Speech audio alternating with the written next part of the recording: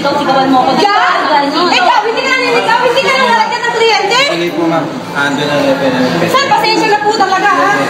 Akala ko siya yung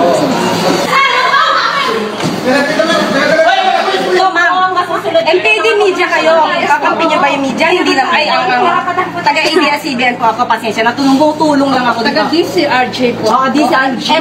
you are? Walang attorney Claire Castro po. Walang warrant, sir. Kinaladkad sa SM Mall.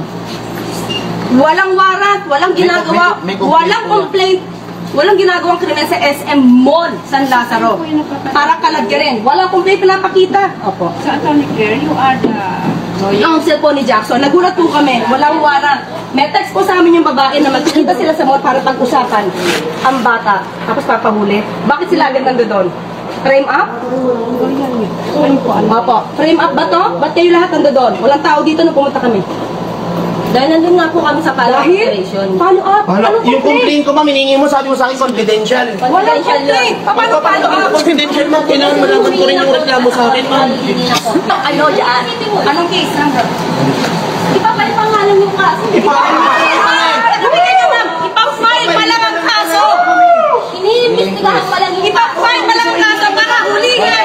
Walang warrant of arrest. Sandali lang! Walang warrant of arrest. Sir, walang warrant of arrest to. Ma'am, dali lang. Sir, walang Dali lang ma'am. Dali lang po ma'am.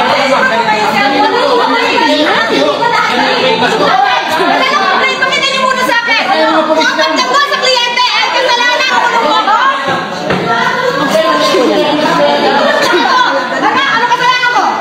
Parang pagtanggol ang kliyente ko, kasalanan? Ganun ka na ba kaabusado? Kasalanan mo, sinisigaw-sigawan mo ako. Ikaw, hindi ka naninigaw, hindi ka nang nalagyan ng kliyente. Hindi po ma'am, ando na reference. Sir, pasensya na po